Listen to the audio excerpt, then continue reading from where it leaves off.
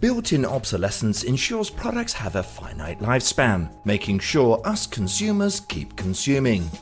Cars will rust, computers will stop supporting the latest software, and smartphones that work perfectly just become unfashionable. By the end of this podcast, our resident business consultants will have you thinking about a facet of your organization that needs updating. Don't believe me? Then please keep listening before this MP3 is made obsolete by MP3.1. Hi Heidi and hi Brent. Hello. Hi. So we're all becoming obsolete, is that the deal?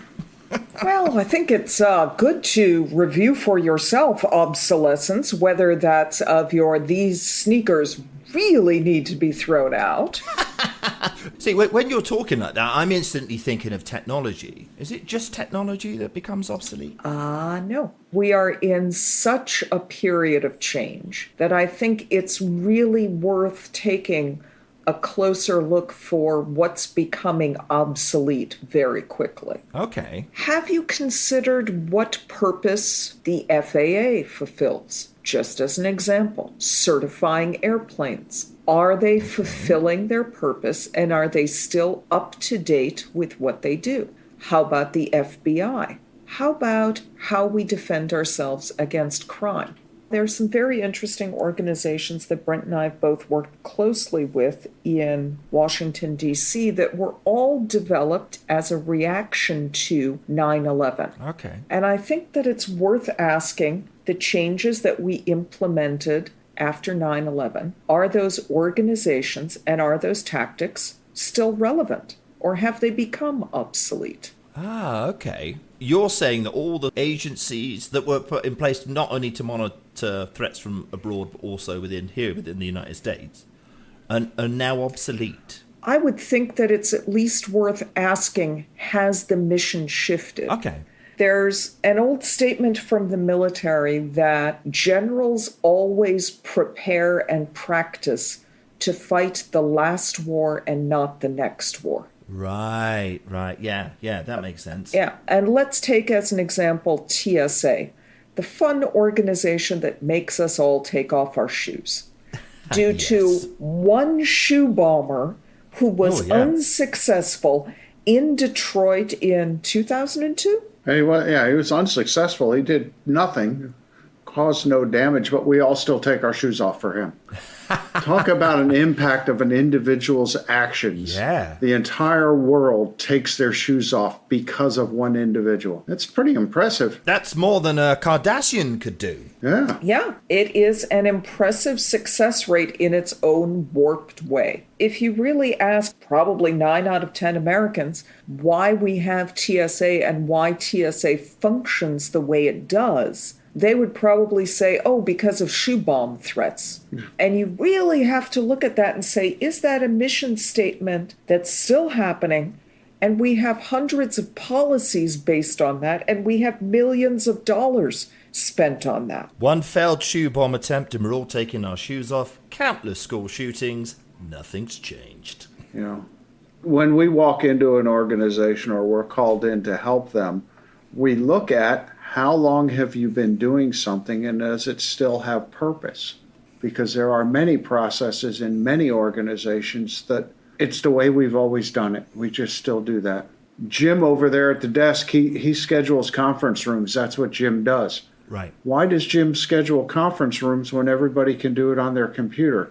Well, Jim's always done that. That's what Jim does. That's Jim's job. If you want Jim to continue to do that, that's fine. You may have a process that you think is important for whatever emotional reason, performance reason, whatever. But asking the question, is this still valid what we're doing? Right. Is there still purpose in this? Are you looking at how they might manufacture or sell their services, how those services reach the customer? Is it sort of a multi-pronged look at traditional over the new, as it were?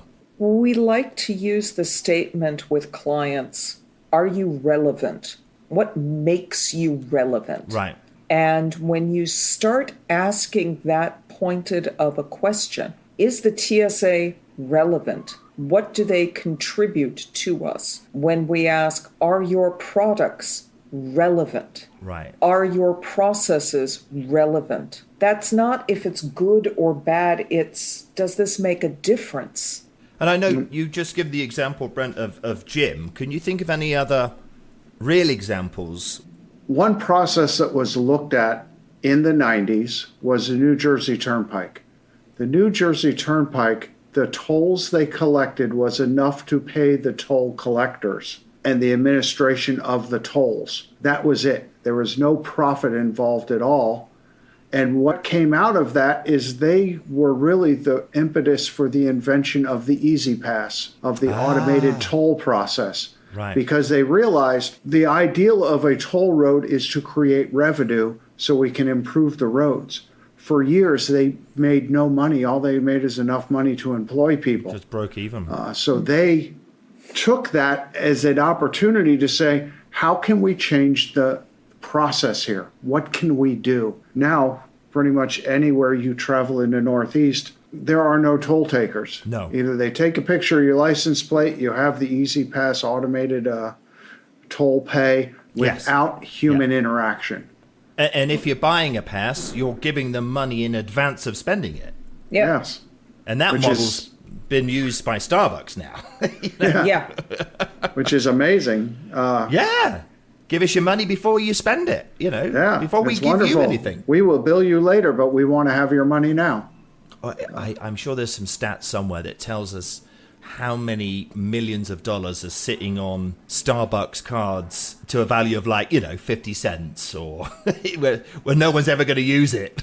Yeah. Yeah, but I would, if we go back to this statement of obsolete, and we're at Starbucks, and Starbucks is everyone's favorite whatever. Yeah. There will come a day, 5 years down the road, maybe it's 5 months down the road, where Starbucks becomes obsolete. And I would really challenge that it's an interesting discussion. If you want to have, say, a lunch and learn in your business around the topic of obsolescence, start off with the question of what is the value of Starbucks? What value does it provide? Yeah. I can tell you when I was working in Washington, D.C., the primary value of a Starbucks was there was always one walking distance to a client. So I would meet my team at Starbucks before we would go to the client so we could group there and then enter the client facility together. We've got one right next to the school, and I'm very friendly with the staff that work there. But you do see every type of pension, insurance, salesperson. That seems to be their office. Yep. And I'm sure someone who runs shared spaces like WeWork or Galvanize, they must have been in a Starbucks at some stage and thought, hang on. This could be the idea for. And that, for me, is truly this question around when something becomes obsolete. Keep reviewing. What are you actually used for? What's your purpose? Right. Well, and has technology moved on? The death of Blockbuster was streaming. First, it was DVDs, which were cheaper for Netflix to mail you a DVD without the cover. Blockbuster stuck with the VHS, and then they started offering DVDs also. But they weren't going to deliver it to your house. Yeah. See, and I think I've mentioned this in a previous podcast, but I have no sympathy for Blockbuster. It's not like Netflix were called Postflix. Net. Internet. It was obvious from the get-go what they were going to do. Where they were going. Yeah. They stuck it in the name of the company. You didn't need to be Nostradamus. But that's why I stick with the statement of review regularly for are you obsolete? We're still taking off our shoes at the airport for no reason. Well, my flared trousers are not obsolete. They're retro and trendy. Well, And probably flammable, but that's another topic. I think it's amusing that we're taking our shoes off, yet they're doing a full body scan of us. Oh. Why are you not picking up my shoes also? We all know as we go through that pain in the you-know-what at an airport, there are easier, more automated ways of doing that. Yes. So what have we got on the cards next week, Heidi? What were you thinking? What were you thinking? You're back on my flared trousers, aren't you? Might be. Well, I look forward to finding out next week. Thank you, Heidi, and thank you, Brent. All right, we'll talk soon. Talk soon.